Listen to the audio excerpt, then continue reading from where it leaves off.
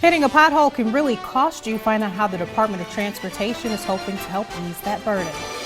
Plus, passengers describe hearing an explosion before an Illinois megabus burst into flames over the weekend. WHBF is local for you. This is Local 4 News this morning.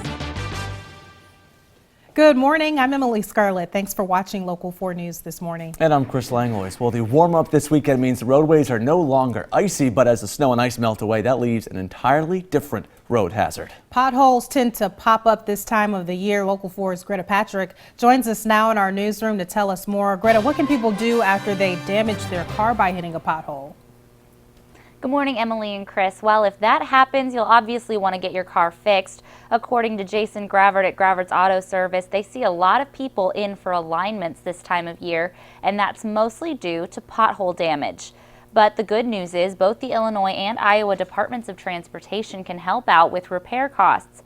And if you can prove your car was damaged on a state roadway, you can file a claim to have the DOT reimburse you for your repair costs, which is good news because pothole damage can be pricey. According to AAA, drivers across the country spend $3 billion annually repairing their cars after hitting potholes, and on a case-by-case basis, that number is just as surprising.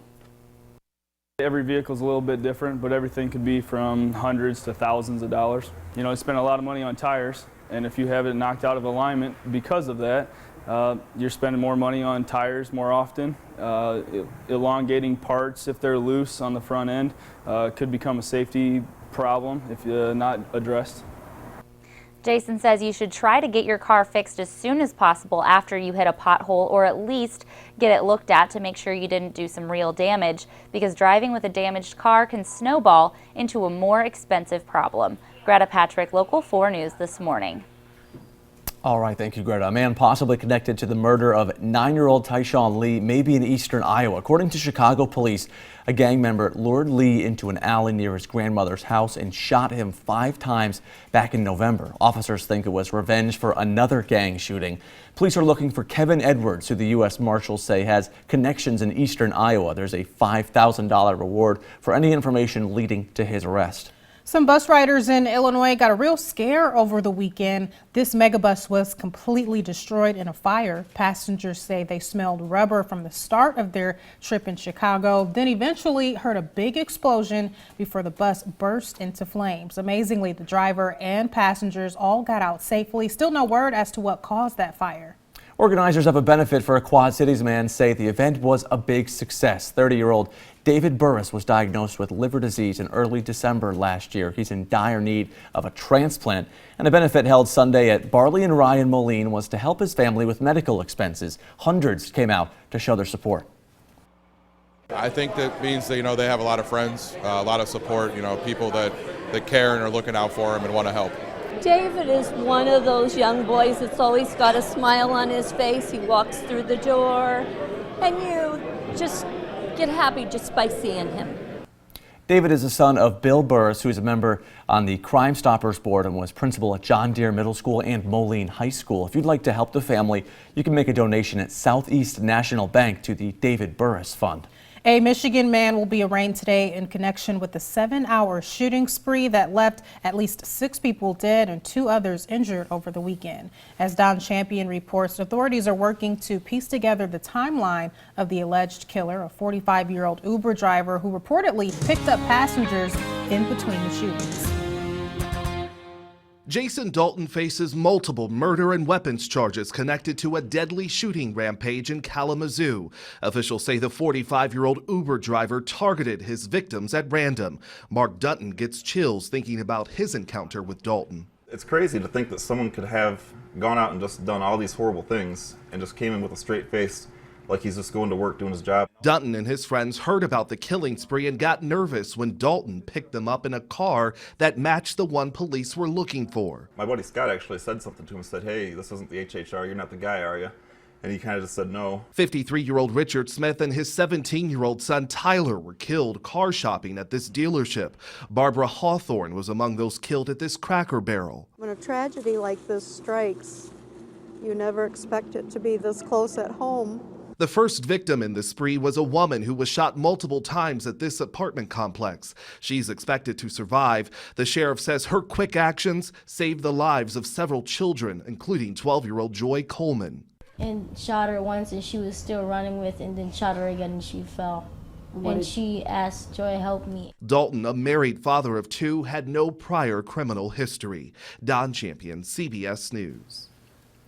And the death toll from a tropical cyclone that tore through Fiji over the weekend now stands at 18, but that number is only expected to rise. Officials say they're just starting to get a grasp on the scale of that disaster, and winds from the cyclone reached nearly 180 miles per hour, making it the strongest storm in the southern hemisphere since record-keeping began.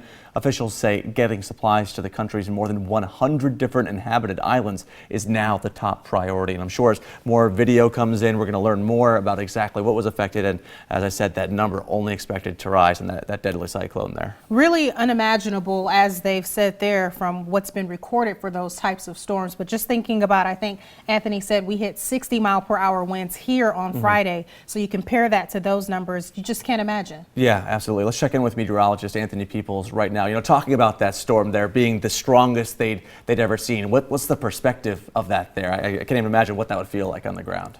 Well, you know, keep in mind some of our hurricanes that have hit the United States have had winds higher than that. But just imagine that if you live in an island nation like Fiji and all of these separate little islands out there, you know, here in the United States, you can move inland and away from that. But, you know, where do you go when you're out in the middle of the ocean? A very scary situation there for the people of Fiji. Outside right now, a much different story for us here in the Quad Cities. It is absolutely gorgeous. The clouds making for a beautiful sunrise.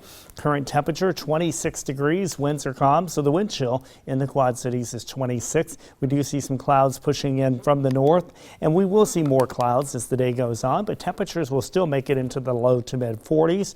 Tonight we drop back into the upper 20s and low 30s, and tomorrow a little bit more in the way of sunshine in our in-house computer model, taking our temperatures up into the mid to upper 40s. So maybe not as high as we saw this weekend, but you mentioned earlier, still above average, right? Yeah, the average is 38. So today we're still above average. We're still above average for tomorrow. And you know, late last week, our February temperatures were still running below average, but after that, a couple of days at 59 and 46 yesterday, we're now above average on rain or for temperatures for February. Well, I'm sure plenty of people happy about that as they're waking up this morning. I know I am. Yeah, Yes, me thanks, too. Anthony. Coming up, a crazy finish in Daytona. Plus, the Blackhawks and Wild take it outdoors. That and more up next in your morning sports. Stay with us. The time now is 6:39. You're watching Local 4 News this morning.